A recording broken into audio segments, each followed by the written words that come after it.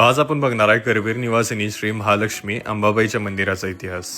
संपूर्ण कोल्हापूरकरांच्या मायेचं आणि श्रद्धेचं स्थान म्हणजेच अंबाबाईचं मंदिर। मंदिराबद्दल आपल्याला जे पुरातन उल्लेख सापडतात त्यामध्येच आपल्याला 10 शिलालेख सापडलेले आहेत जे वेगवेगळ्या भाषेत आहेत। 6व्या शतकामध्ये राजा कर्णदेव यांच्या काळात या मोठ्या मंदिराचं बांधकाम झालेलं दिसतंय। मंदिर हे त्याच्या पूर्वी पण होतं, पण आज जे भव्य मंदिर आपण बघतोय ते 6व्या शतकामधलं असून 6व्या ते 9व्या शतकापर्यंत वेगवेगळ्या कालावधीमध्ये मंदिराची वाढ झालेली दिसते। अगदी मराठी शाहीपर्यंत याच्यामध्ये बदल झालेला दिसतोय। मंदिराच्या शिखराचा जो भाग आहे तो 1970 सालचा आहे। पहिलं शिखर हे दगडी आहे आणि त्यानंतर हे मोठं शिखर बांधण्यात आलंय।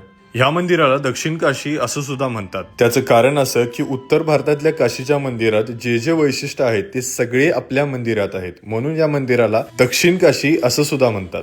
उत्तर काशीची ही रिपिक आहे। ज्याप्रमाणे काशीला उत्तरेला ठेवून गंगा दक्षिणेकडून ओलसा घालते, त्याप्रमाणे आपल्या मंदिराला पंचगंगा दक्षिणेला ठेवून उत्तरेकडून ओलसा घालते। उत्तरेला ज्या दिशेला केदारनाथ आहे तिकडेच आपला केदारलिंग ज्योतिबा बसला आहे। 50 सालाच्या दरम्यान मंदिराजवळच्या सगळ्या मंदिरांना ओरी बांधून घेऊन हा परिसर मोठा करण्यात आला। दर शुक्रवारी आईची पालखी मंदिरात असते आणि नवरात्र वेळेस 9 दिवस आईची पालखी मंदिरात असते।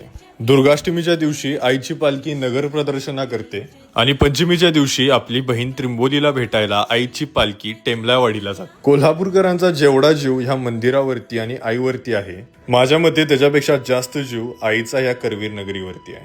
त्याचं कारण असं की कोल्हापूर आणि कोल्हापुरातली सगळी लोक सुख समृद्धीने भरलेली आहेत। करवीर निवासिनी श्री महालक्ष्मी अंबाबाईच्या मंदिराचा इतिहास तुम्हाला कसा वाटला कमेंट करून नक्की मला सांगा। नेक्स्ट कोणत्या मंदिराचा इतिहास बघायला आवडेल हे पण कमेंट करा।